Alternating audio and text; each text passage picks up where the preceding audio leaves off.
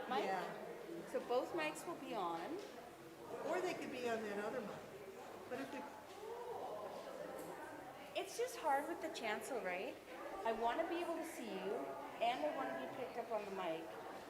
Whether people see me or not, That's I an don't really extra care. mic. I don't think anybody's using it. They put it up in case we needed it. We could put it over there, and then you could sit over there. I don't know if you'd be captured on camera though. It's just a lot hearing the drum full on a mic. Can you move this mic stand up even just a little bit? Towards you? No, like this direction, and then I don't have to sit so far back on the stage. If you stand maybe a foot up, can you do that? Oh, I can. Yeah, and then if I sit here, I can see you. You get me on both mics, and most of the audience can see me. Can you use if you're sitting there, can you use my music? Yeah. Then you don't have to have your own stand. No. So then you just have to I'll drag just over grab a it. chair. I'll just move the chair over somewhere, and then I will grab it over. That's okay.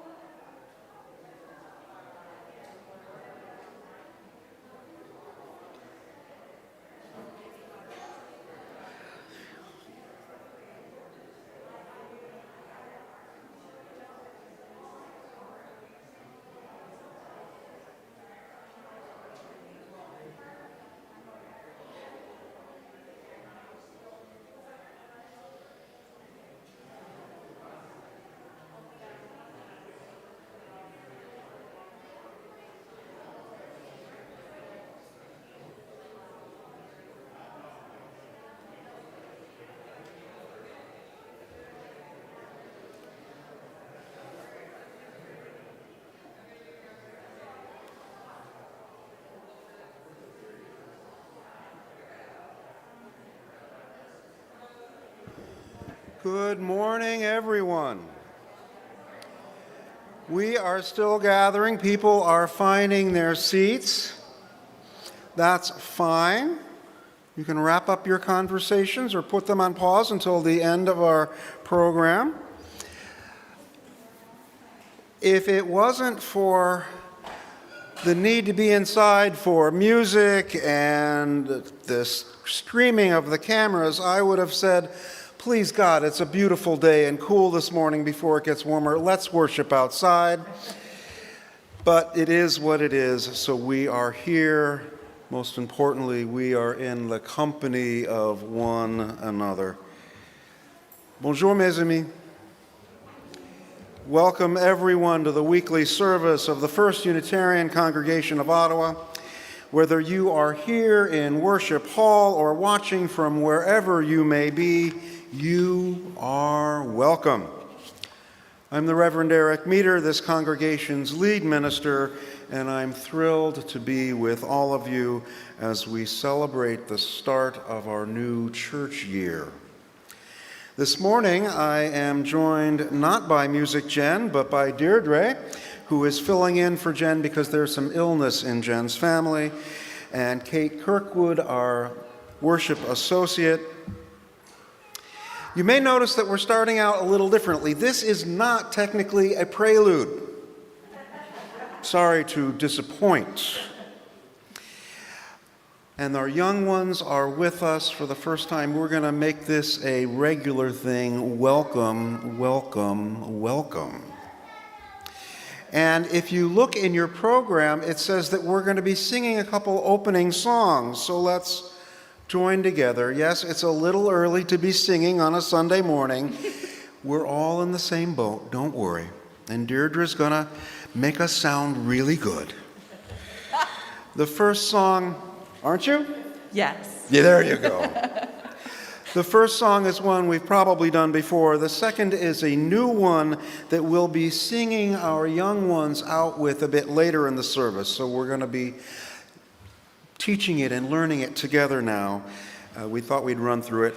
Will you please rise as willing and able, and Deirdre, would you help get us started?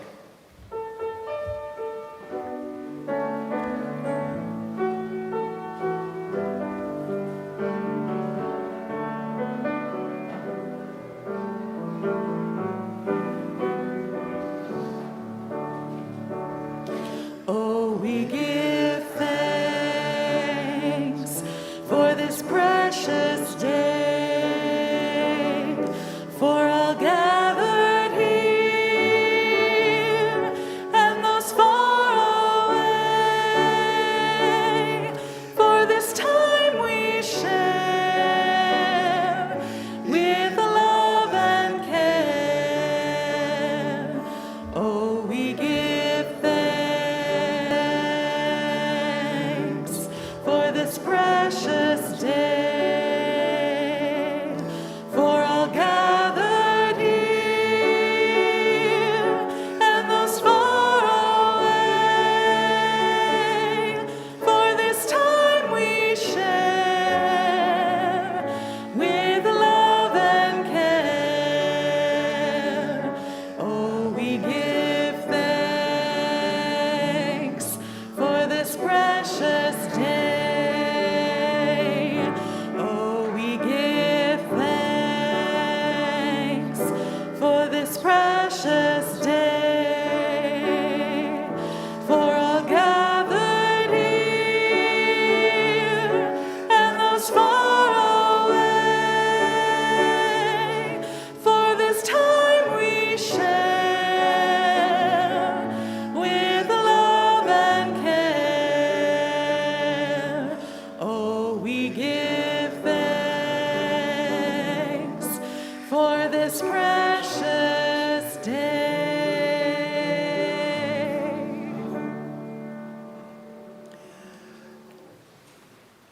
Oh, don't sit down quite yet. It's all right.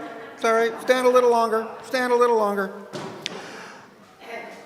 This is the song that I am used to singing children out to their religious education classes to. I have the words. And as I told Deirdre earlier this morning and Music Jen over a week ago, I don't have the notes. I reached out to the senior minister of my former congregation to see about getting the notes, and she was summarily let go 3 days later. I swear it was not anything that I did, but those notes are not forthcoming. So Deirdre is going to give us some notes to use. No pressure, Deirdre. No, it's fine. Jen already chose the music we're going to sing it to.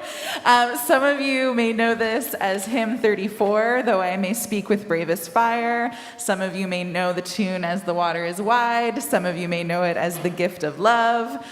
But if we have lyrics, I hope, to go with this, we have new lyrics to go with the melody. So I'll sing the melody, or I'll play the melody through once to get it back into your ears, and then we'll sing it with the new words.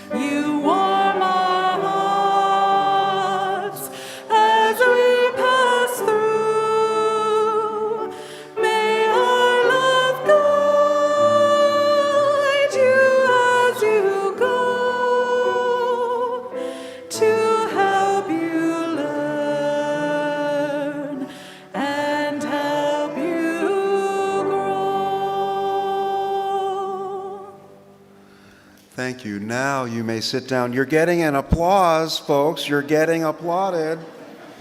And we will sing that later. Thank you all. Kate?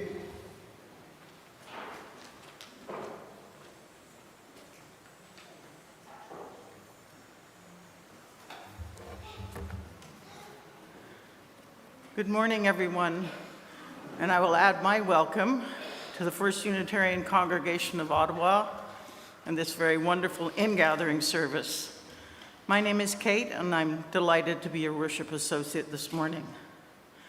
Whether you're taking part in this worship service from your home or wherever else you may be, wherever you may log on, and whenever you log on, you are welcome here.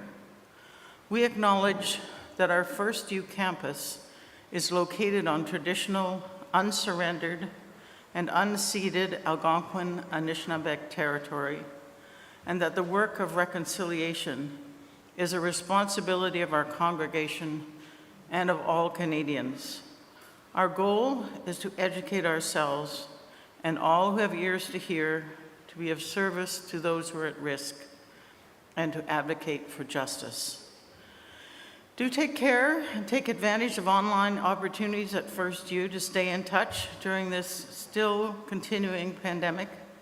If you are new to FirstU, would like to learn more about us, please contact us through our email at welcome@firstunitarianottawa.ca. And if you're new and you're right here in Worship Hall with us this morning, and you'd like more information about FirstU, it is available at the welcome table at the back of the pews, where you'll see Carol, happy to give you information. And now here's David from our board to highlight our announcements for today. David?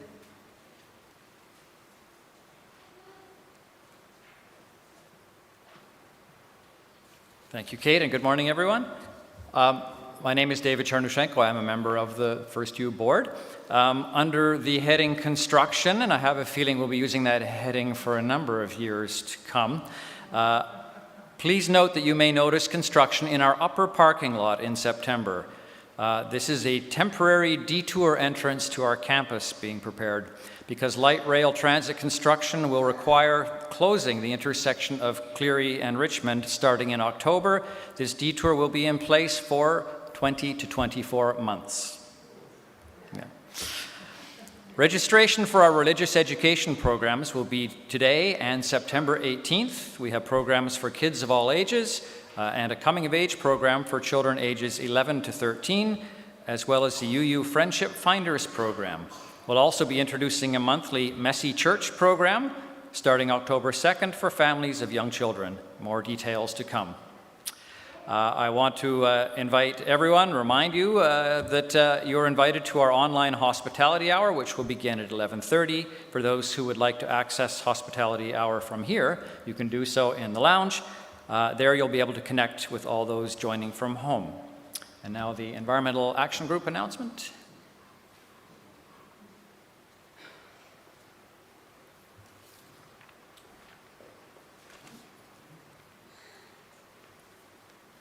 Hi, I'm Donna Bowen-Willer from the Environmental Action Group.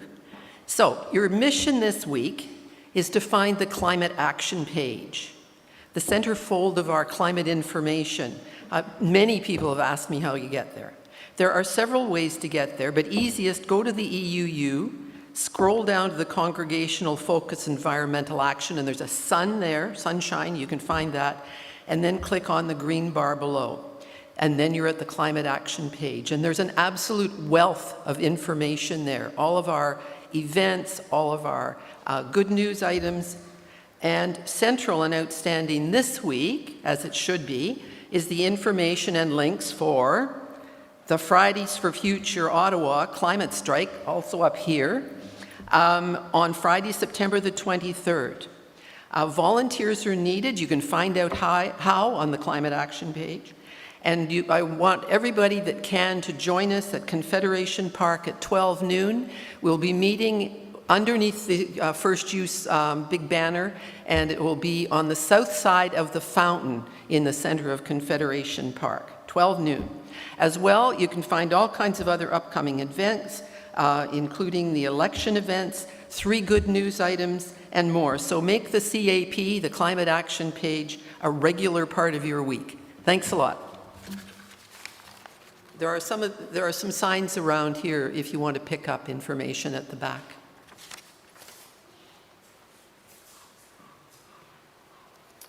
Thank you, Donna. During the continuing pandemic, we encourage you to sign up to receive the EUU, our weekly email newsletter, or check our Facebook page, and Instagram pages, and our webpage for notices and updates. Our calendar continues to be as full as ever, though many of our activities still take place online. Whatever your heritage, whatever your faith, whomever you love, and however you identify, today you are part of our spiritual community. Welcome.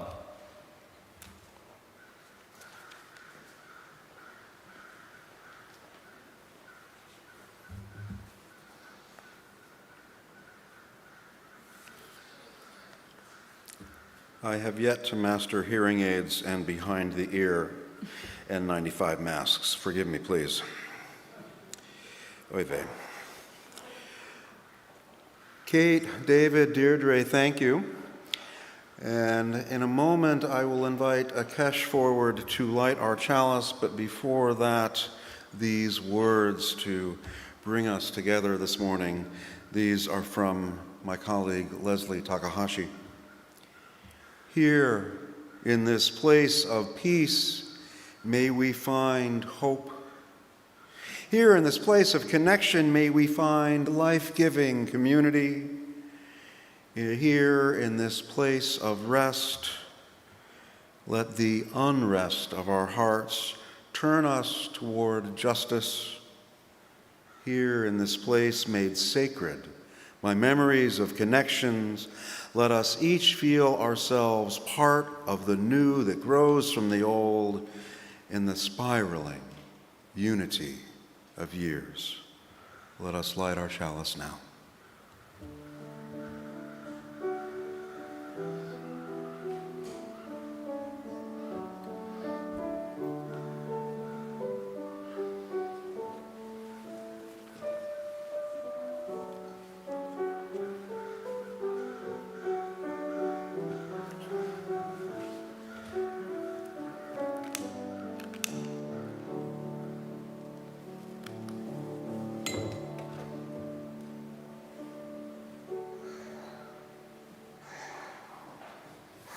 Thank you, Akesh.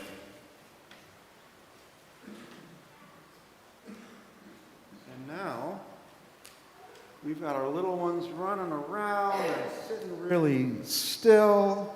And they're way out here, so the camera may not get this, but we had something planned that Akesh is going to help me with. We're going to do it next week. But it didn't feel right to do that without recognizing that the world lost someone really important this week, namely Queen Elizabeth II. And all of you know, and the kids may realize or not, it really doesn't matter, that I didn't have a queen until a year ago. And frankly, it didn't feel like I really had a queen until I filed my Canadian taxes. And now I have a king. I've never had a king before either, and I'm wondering if the little ones scrambling around, or the little ones of any age, the big ones of any age, could help me understand and learn what it means to have had a queen and to now have a king. I think this is a big deal. When I heard the news, normally on Thursday it's my writing day, and normally I stay at home, but I had a meeting at church, and I got in the car and I heard the news. I didn't know. And I listened to a beautiful tribute, and there were tears that came down. And I called Music Jen and left a message saying, we need to have some music for the Queen, which we'll do after our joys and sorrows. And Anne, it looks like I'm about to perch on you. My apologies for that. But if you or anyone would like to share what it's like, what it means to have a queen, that the queen died and now we have a king. Oh, Jan. I was born and grew up in England, and I moved away from England, and I had time to look at the Queen from afar. The one thing I was always very happy about was having an impartial, non-partisan head of state who could lead these wonderful rituals and special events. I'm not a royalist, but I really respected the Queen deeply. Thank you, and that was a terrific, I wouldn't have thought of it that way. Thank you, thank you, thank you. An impartial, nonpartisan head of state. That's brand new to me. Sherry. Quite simply for me, the transition from the Queen to the King is just continuity of our constitutional monarchy. Oh, I'm coming back here. Thanks. Yeah, on one side of my family, I have a great-grandma that's British, was born in England. So that kind of side of things is like, yeah, the Queen as leader of the country in a way, and kind of the nice positive side and the mourning side. On the other side, I have a great-grandma who is Mi'kmaq, and just remembering the people that have been harmed by colonialism and imperialism, and just keeping that little space in our hearts. We can grieve, but we can also think about those people. Very well said, Chris. Thank you. I see two more hands. I'm going to come here and there, and I do want to see if any of the children have a comment, but maybe not. Very trivial, but I loved her hat. I don't think that's trivial at all.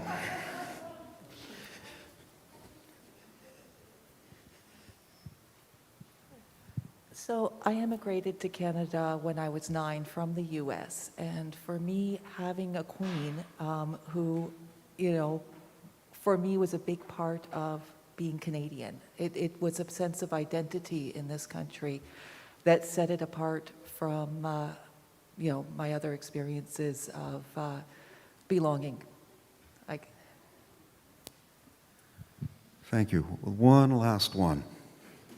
Here you are. Okay, I'm not telling you my age, but I was in high school when King George VI died and the Queen took the reign, so I can remember her whole reign. And I remember talking to someone from the congregation who said She was the queen of 70 for 70 of my 71 years. I don't know any different. And there will be some that do. But this is a milestone. We'll never see her like again. I really don't think so. So thank you for engaging me this way and helping educate me and the little ones as well. This is still your time in our service. We will come back. Sometimes we will have a children's story. Other times we'll do a little demonstration or play acting with you like we're going to do next week, I think. And right now I'm going to ask the congregation to sing you out to your programs. We don't need to rise for this one unless you care to. But thank you, and we know you are going on to other really important things this morning. Thank you.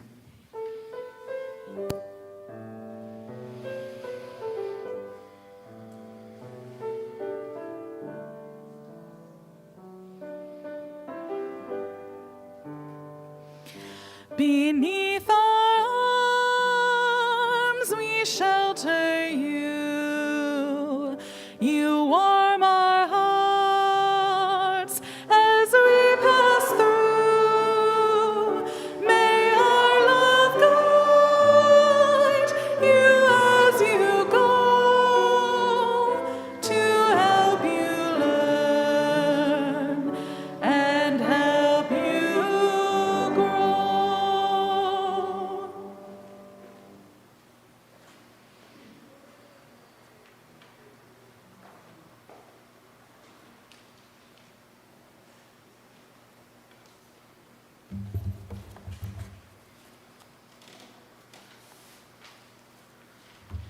Bring your broken hallelujah here. Bring the large one that is beyond repair. Bring the small one that's too soft to share. Bring your broken hallelujah here. I know that people have told you that before you can give, you have to get yourself together. They overstated the value of perfection by a lot, or they forgot. You are the gift. We all bring some broken things, songs and dreams, and long-lost hopes. But here, together, we reach within. As a community, we begin again. And from the pieces, we will build something new. There is work that only you can do. We wait for you. Bring your broken hallelujah here. Come, let us worship together.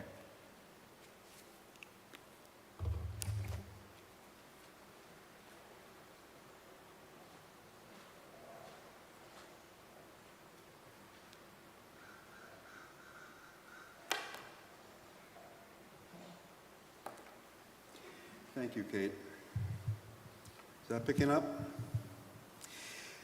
This week, or this time every week, we pause in recognition of the events of our lives, despite the actions of what goes on in the world at large.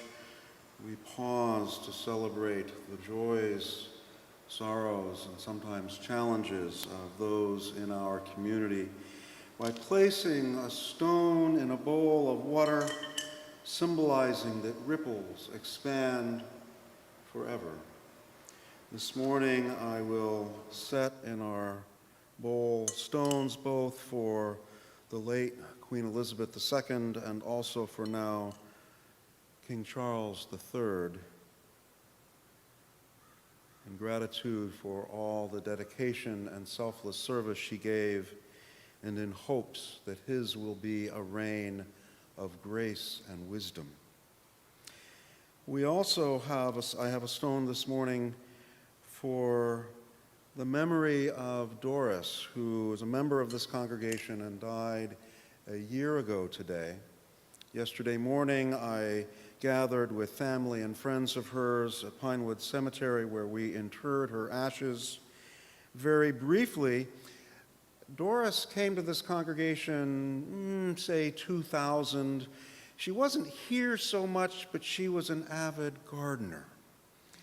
If you knew Doris, you may or may not have known that she worked for Canada's communication satellites, space satellites, which especially when she was beginning that work was a male-dominated profession. And they passed around a photograph of Doris early in her career. One of the other men colleagues of hers had had a baby, and he brought in cigars to celebrate. And there was a bet to see whether Doris would partake or not. The photograph was her in her task chair, leaning back with a stogie and a smile. Never bet against Doris. A stone also in celebration, along with Mariella and Andrew, who celebrated their 6th anniversary yesterday. I have it on good authority they both forgot and were reminded by a mutual friend. We celebrate with them. And a stone of near eternal thanks for Brian, who is here back with us today after months caring for his sister in Toronto. Brian will be stepping down from a huge list of volunteer opportunities here at the church office. Brian, we are grateful, and please never be a stranger. 2 more stones this morning. Yes. 2 more stones this morning. I mentioned Music Jen is not here today. Deirdre very kindly at the last minute offered to pitch in. Jen let me know last night that a beloved uncle of hers suffered a massive stroke this week. This is a stone for Ron living in Saskatoon. May he heal quickly and fully, and may that family know the supporting power and nourishing power of love. And a last stone this morning for our own dearly beloved Reverend Ellen. Reverend Ellen is in hospital. She's having some health challenges, and her memory is part of that. I visited with Ellen this last week, and we'll be seeing her again early this week. She is requesting visits. She would love to be visited. She is at Queensway Carleton and is resting with much more grace and patience than I certainly would ever be able to muster. And a last stone this morning for all the joys and sorrows and challenges and appreciations that reside in the sanctuary of our hearts. Let us join now in a few moments of stillness and quiet meditation.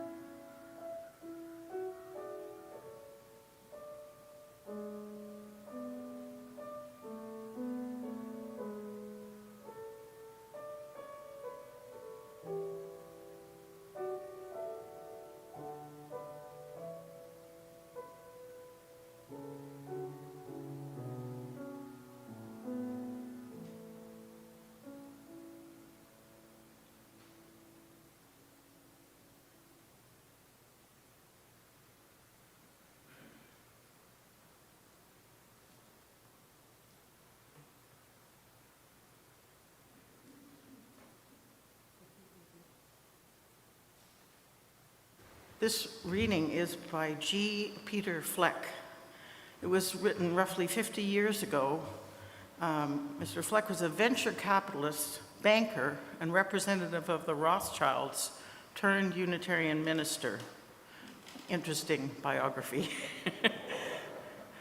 Well, let's be frank and admit that the church has its aggravations. The eternal and oh so necessary concern about finances, the annually recurring problems of balancing a budget, of finding money for repainting the vestibule, repairing the boiler, and tuning the organ, or the piano in our case. The ongoing criticism of the minister's sermons, which are too liberal for some and too orthodox for others, too pedantic for some and too colloquial for others. The endless committee meetings about the Sunday school curriculum and about the propriety of social action, the persistent shortage of tenors in the choir. Who wants it? Who needs it? The answer to this question is that we want it because we need it. The answer is that the church, and I'm now speaking of the liberal church, in spite of its shortcomings, the imperfection that characterizes everything made by humans, is better, infinitely better, than no church. Maybe I should not have said in spite of its shortcomings, but because of its shortcomings. For isn't it true that our churches, in these communities of the Spirit, we have more resources than outside of our churches to accept each other's imperfections, to love and be loved, to comfort and to be comforted, to reconcile our differences, to forgive and be forgiven. Isn't that what the church is all about? Because it is what life is all about.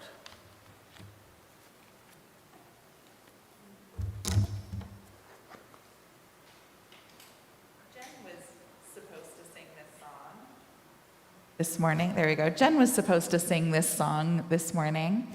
And when she called me last night to ask if I would step in this morning, she said, no, you don't have to worry about this. And I said, well, this happens to be one of the songs I sang in my last service here. So I would be happy to. So maybe you can convince Jen to sing it for you again soon. Let it go, my love, my truest. Let it sail on silver wings. Life's a twinkling, that's for certain. But it's such a fine thing. There's a gathering of spirits.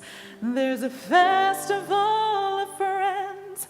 And we'll take up where we left off when we all meet again. I can't explain it. I couldn't if I tried. How the only things we carry are the things we hold inside, like a day in the open, like a love we won't forget, like the laughter that you started and it hasn't died down yet. So let it go, my love, my truest. Let it sail on silver wings. Life's a twinkling, that's for certain. But it's such a fine thing. There's a gathering of spirits. There's a festival of friends. And we'll take up where we left off when we all meet again. Oh yeah, now didn't we? And don't we make it shine? Are we standing in the center of something rare and fine? Some glow like embers, like a light through colored glass. Some give it all in one great flame, throwing kisses as they pass.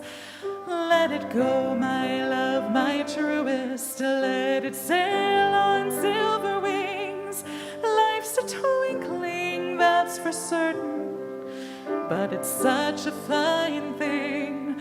There's a gathering of spirits. There's a festival of friends. And we'll take we all meet again, just east of Eden. But there's heaven in our midst, and we're never really all that far from those we love and missed, wade out in the water. There's glory all around, and the wise say 1,000 ways to kneel and kiss the ground. Let it go, my love, my truest, let it sail on silver wings. Life's a twinkling, that's for certain, but it's such a fine thing. There's a gathering of spirits, there's a festival of friends, and we'll take up where we left off when we all meet again. And we'll take up where we left off when we all meet again.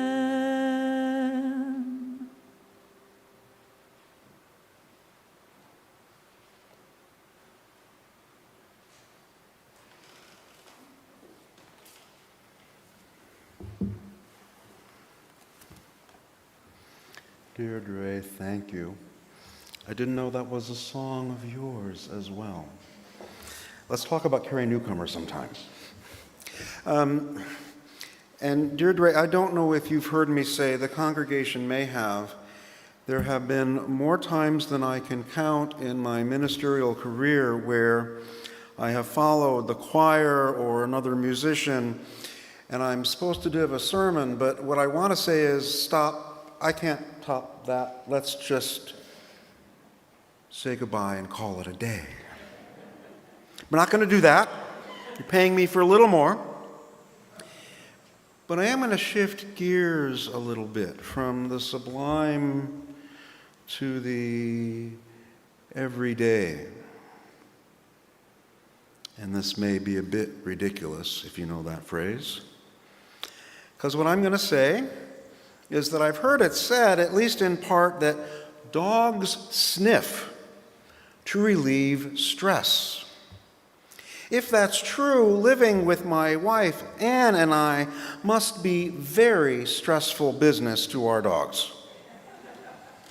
Our male dogs have always taken their walks less as walks, but much, much more as scent safaris. And our female dog, our little miniature schnauzer named Sammy, is sniffing more than ever these days as her hearing and sight become things of the past. Anne brought Sammy home with her a little over 8 years ago now, probably 9 coming this February.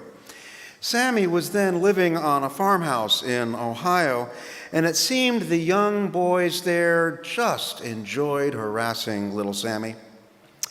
Even more, before Sammy was 2 years old, she had sired her first litter, and her pups summarily taken from her. I don't think our Sammy will ever recover from that. All I knew at the time was what I saw in the photo Anne took of Sammy and texted me. And I replied quite uncharitably, I need to announce. I replied immediately saying, by God, if nothing else, save that poor dog from that family's choice of carpet. I have been known to have an opinion or two. Since that day when Anne brought Sammy home, Sammy has appointed herself Anne's staunchest protector, a duty she never fails to perform. If Anne is not home when I get home, Sam welcomes me at the top of a short flight of stairs with her butt of a tail wagging ferociously. If Anne is home when I get home, Sammy warns the heavens of an unwelcome home invader. With hearing aids in, that hurts. So I try to remember to turn them off before entering the threshold. All of which is a silly way of bringing up the topic and saying that belonging with and to one another, pets to people, people to pets, people to people, belonging is a complex thing. And with the Queen's death this week, I think of our late Queen and her devoted corgis, and I can't help but smile. And while I'm sure that the Queen had staff to see to their feeding and day-to-day care, Queen Elizabeth, at least to my eye, never appeared more human than in the company of her beloved corgis. What is it that makes our belonging to others make us seem, if not be, more fully human? And of course, the Queen didn't become so widely loved because of her devotion to her corgis. She was an exemplar of the art of filling the role of regent and expressing the care befitting a royal mother, then grandmother. Her role was certainly a complex one, and over time, her constancy and presence worked its way into the hearts of those around our globe. The Queen may have meant different things to us, but she meant something to all of us, I dare say. She was, if you felt it, our Queen. She belonged in some very real, not just metaphorical ways, to the wider world. So David, if you would come forward to pass a mic. This is our Ingathering Sunday. This is the day when our gathering of spirits celebrates its return. Of course, we've never gone away, but we're gathering together to start a new church year. So I felt it wise to take this time to reflect on what it means to belong. So many of us at different times in our lives have struggled to feel that we belong anywhere or to anyone at all.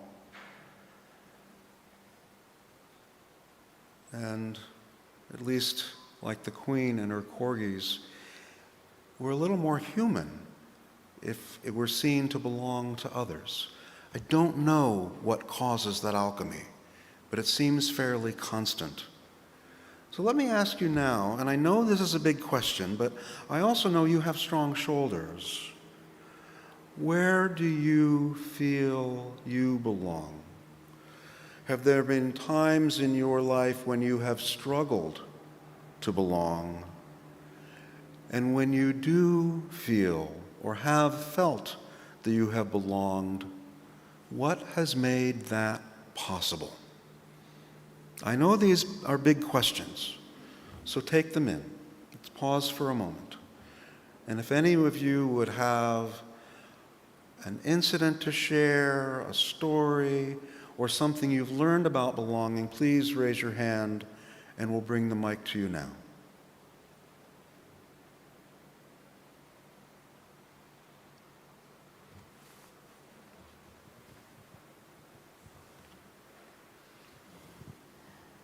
I feel that I belong here.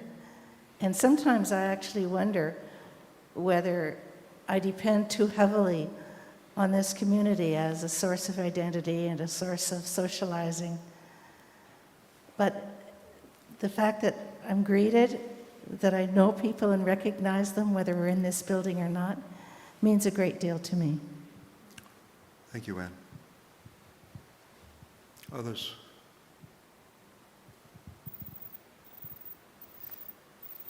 Like Anne, I feel that I belong here in this community. It was a joyful experience for me years ago to bring my niece Sarah here when she was back home in Ottawa. She had been at university in Nova Scotia. And when she found out I was only attending when she was back in town, she said, "You know, Uncle Andrew, you don't need adult supervision to go to church." But I've always loved it here, right from the first sermon I heard when they were welcoming all of us, any of us who maybe feel a little different in terms of how we identify or who we love. It always brings a tear to my eye. Happy to be part of this community. Thank you, Andrew.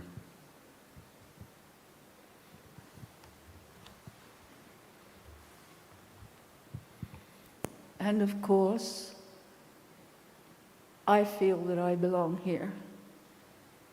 From the first time I attended a service, I actually felt as though I'd come home.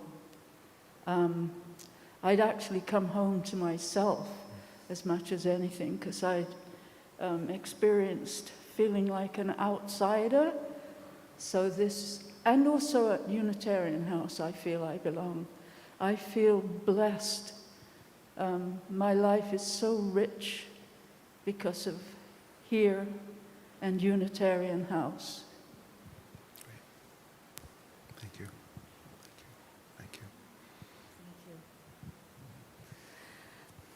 Like some of you have said, I also feel that I'm starting to belong here. I'm fairly new to the community. I used to go to a different church, a United Church in Ottawa, and it was a wonderful community.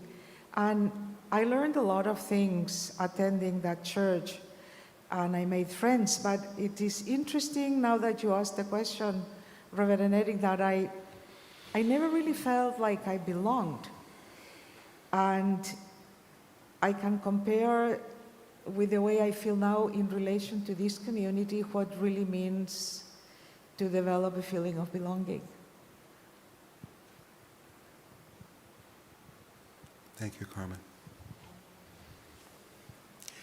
David, thank you for willing to get more exercise this morning.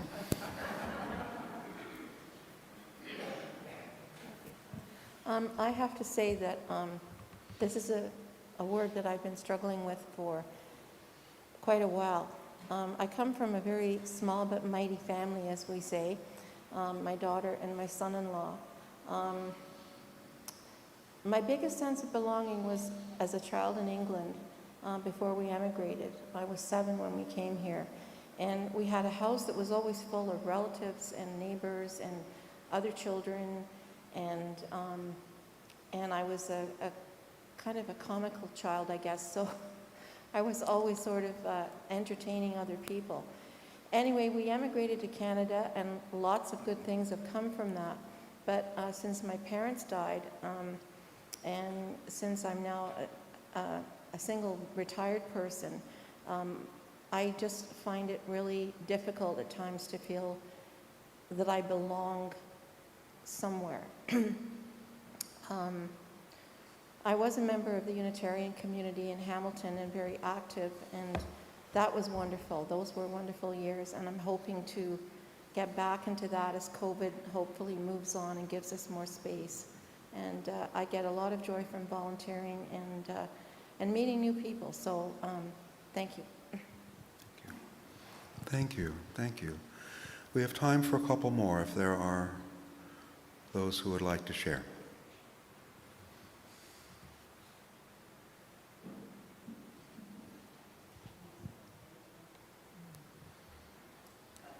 I've been coming here about 4 years now. And to me, belonging means being able to show up for who you are, all the different parts of who you are, and being seen, having a chance to contribute, having a chance to be supported. And I found that true here in so many different ways. I've been able to do lots of committees and things like that. I like, I'm on the board. But I've also found through health challenges so much support and caring from the community. Frankly, I don't have much family except for Andrew. And so for me, FirstU has become my extended family. And it feels so good to be a part of something not only that feeds me and that I can help out with, but has as its mission to feed the world and to support the world in so many ways. So it's a really wonderful place to be.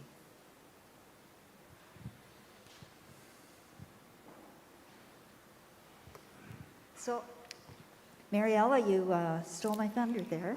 So I was going to say that I really enjoy the sense of belonging and that you can participate at a level you're the most comfortable with. And when your growth changes and you want to be in a different area, you can move off. And there's a sense of acceptance around that I have really valued. And of course, the music program has been really important and has helped. It was a door opener for me when I came. And when I first started coming to services by myself, the hymns, I was so surprised. There were tears running down my face. And I just thought, what is this? This is a special place, and I wanted to know more and belong. So I think the variety of programs here really helps people with a sense of belonging. And the willingness to listen is what I really, I really value when I feel that that's happening and when I can truly listen. So thank you all for contributing that to my life. Thank you. I have the microphone and I'm not giving it back till I can talk. My quintessentially Canadian belonging is I've been playing hockey on Sunday nights from 9 to 10 at Brewer Arena for this will be the 32nd year in a week's time. And I'm so looking forward to it because Brewer Arena has been the COVID testing center for the last 2 years. So we've been displaced, those who followed whatever arena the city gave us. But there is something really unusual and special about having a time, 9 o'clock on a Sunday night, where you know the family's at home, they're okay, you're stepping out the door, and you're going to go and join this group of people who've no equipment, no raising the puck, no contact, co-ed. We lose a few each year, we gain a few each year. The cast has changed a bit, but there's just something that you're going to step into the dressing room and then step onto the ice, and you're all just there for the same thing, which is to have fun in a convivial atmosphere where nobody's a lousy player, and the only real rule we have is no one's allowed to be a star. The only thing we frown upon is holding the puck too long and not passing it and trying to score yourself all the time. And there's something special about whoever created that rule when I joined in '92 has stayed, and it really is a special place. That is a place where no one can be the star. And I like that a lot. And in fact, I'm going to save the rest of my remarks for next week because that's a great place to end it. Other than to say that this needs to be a place like that time on the ice, Sundays at 9, where we come and feel we can belong. And this needs to be a place where we belong, and it also needs to be a place where we set the table and keep an empty seat. In the Jewish tradition at Passover, you do so for Elijah. Here we do it for the next person that comes through our door, so that more can feel truly and deeply welcome for who they are and what gifts they bring to the wider world. And with that, I will say, Amen, and may it be so.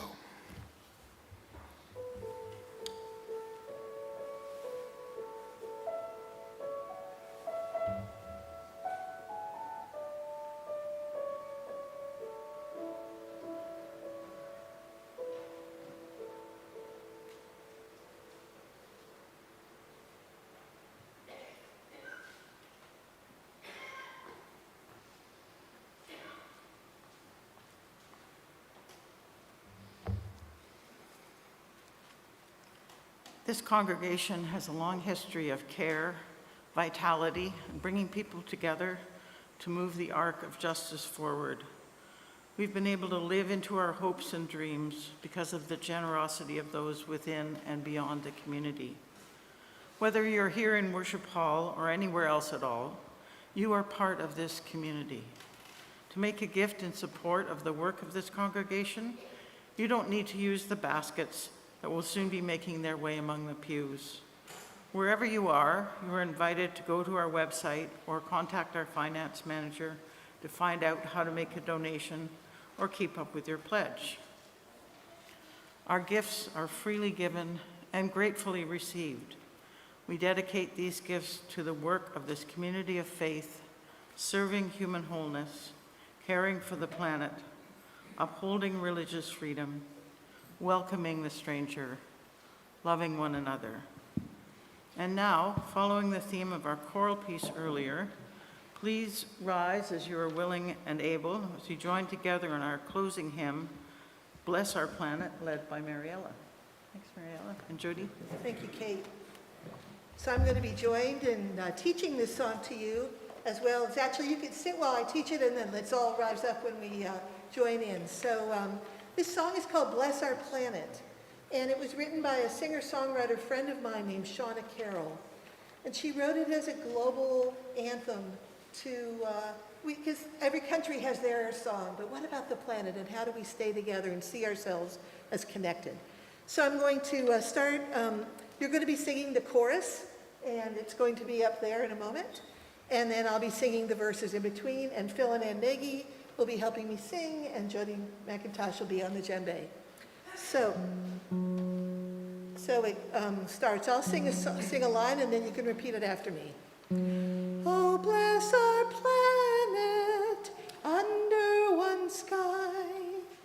Oh, bless our planet under one sky.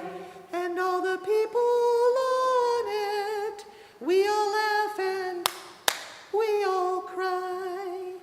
And all the people on it, we all laugh and we all cry.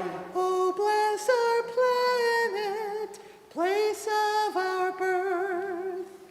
Oh, bless our planet, place of our birth. We are all one family, we're children of the earth. We are all one family, we're children of the earth. Okay, why don't we stand now and let's sing it together, and then I'll do the verses as well. So join in on Oh Bless Our Planet. Oh bless our planet under one sky, and all the people on it, we all laugh and we all cry. Oh bless our planet, place of our birth. We are all one family, we're children of the earth. Bless your blue-green oceans, bless your endless skies, your streams and your valleys, your mountains so high. Bless your gods and goddesses, Buddhist, Sikh, and Jain. Jesus, Allah, Yamaya, we praise your many names. We speak 1,000 languages, we speak with the same tongue.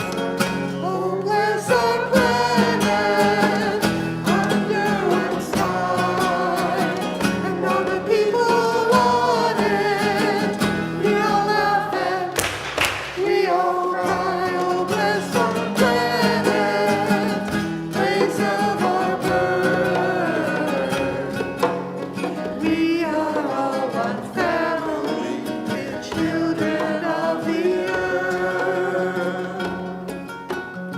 Bless your vibrant cities, bless your sacred ground, your hillsides and your valleys, and bless your tiny towns.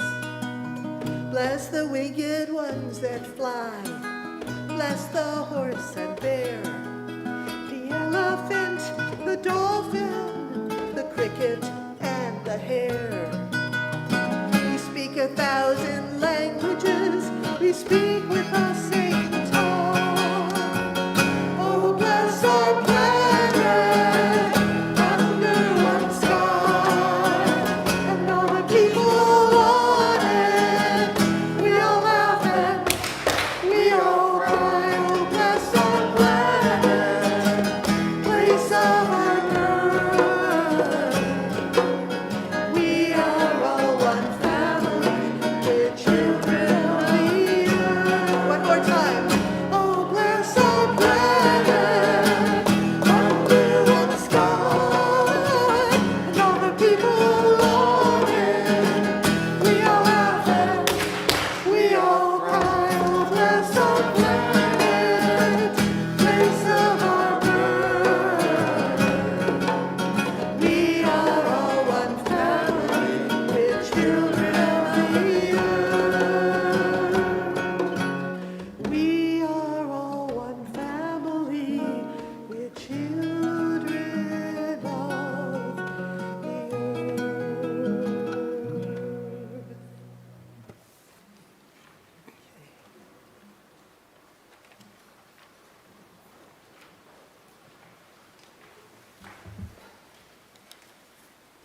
Oh, that sounded good.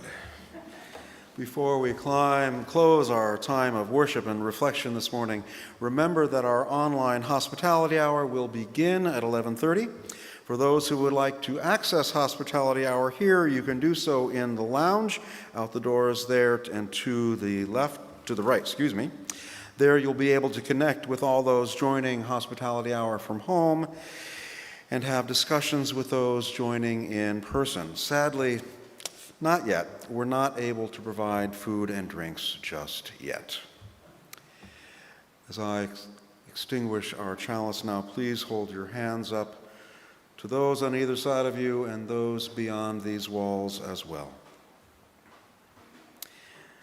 These words from Hope Johnson will guide us forward. We are one, a diverse group of proudly kindred spirits, here not by coincidence, but because we choose to journey together. We are active and proactive. We care deeply. We live our love as best we can. We are one, working, eating, laughing, playing, singing, storytelling, sharing, and rejoicing, getting to know one another, taking risks every now and then, opening up, questioning, seeking, searching, trying to understand, struggling, making mistakes, paying attention, asking questions, listening, living our answers, learning to love our neighbors, learning to love ourselves, apologizing and forgiving with humility, and being forgiven through grace, creating a beloved community together.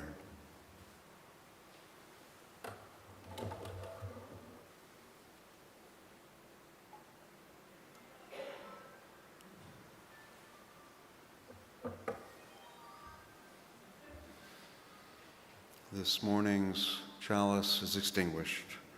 The spark of our faith and connections remain. Deirdre, will you bless us now?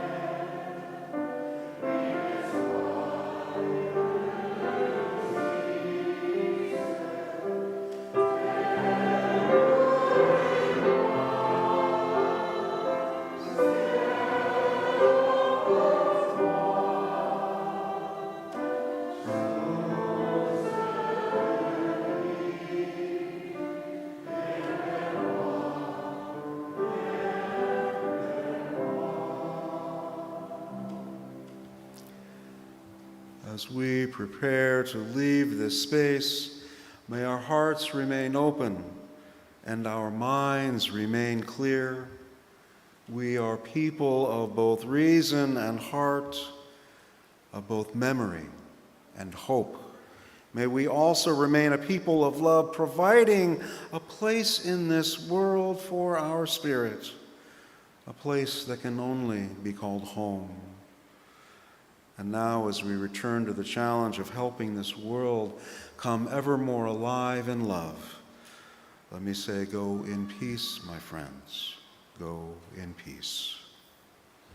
And now, our postlude.